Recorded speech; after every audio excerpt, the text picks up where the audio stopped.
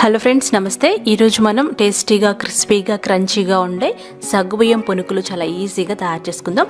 ఇది మార్నింగ్ బ్రేక్ఫాస్ట్లో కానీ ఈవినింగ్ టీ టైం స్నాక్లా కానీ చాలా బాగుంటాయి. మరి తయారు చేసుకుందామా? దీనికోసం 1 కప్పు సగ్గుబియ్యాన్ని శుభ్రంగా కడిగి నిండుగా నీళ్లు పోసి 1 గంట పాటు నానబెట్టుకోవాలి. ఆ తర్వాత ఒక మసాలాని గ్రైండ్ చేసుకోవాలి. దానికోసం 7 పచ్చిమిరపకాయలు, 2 అంగుళాల అల్లం ముక్క, 1 టీ స్పూన్ జీలకర్ర, కొద్దిగా కొత్తిమీర, అలాగే వేయించుకున్న పల్లీలు ఒక 2-3 టేబుల్ స్పూన్లు వేసుకొని ఇలా కచ్చపచ్చగా గ్రైండ్ చేసి పక్కన పెట్టుకోవాలి. ఈలోపుగా మనకి సగ్గుబియ్యం నాని ఉంటాయి కదా, పైన వాటర్ వంచేసి ఈ సగ్గుబియ్యంలో 1 కప్పు మైదా పిండి, 1/2 కప్పు బియ్యం పిండి వేయాలి, 1/2 కప్పు పెరుగు వేయాలి. ఆ తర్వాత క్రష్ చేసి పెట్టుకున్న చిల్లీ పేస్ట్, తగినంత ఉప్పు వేసుకోవాలి. వీటన్నిటిని బాగా కలపాలి.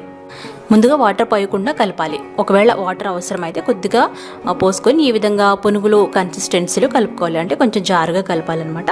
మూత పెట్టేసి 10 నిమిషాలు రెస్ట్లో ఉంచుకోవాలి. 10 నిమిషాలు అయిన తర్వాత అందులో చిటికెడు వంట సోడా వేసుకొని ఒకసారి బాగా కలపాలి.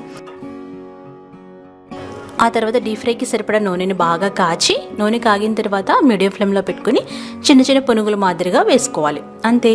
మీడియం ఫ్లేమ్లో అన్ని వైపులా కలుపుకుంటూ బాగా వేయించుకోవాలి. ఇవి మంచి గోల్డ్ కలర్ వచ్చినప్పుడు వీటిని ఇలా తీసుకొని పేపర్ నాప్కిన్ ప్లేట్లో పెట్టుకోవాలి.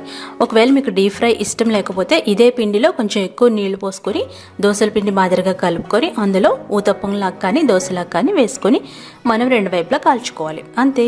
ఎంత రుచికరమైన 2 రకాల టిఫిన్స్ లేదా స్నాక్స్ చేసుకోవచ్చు అనమాట.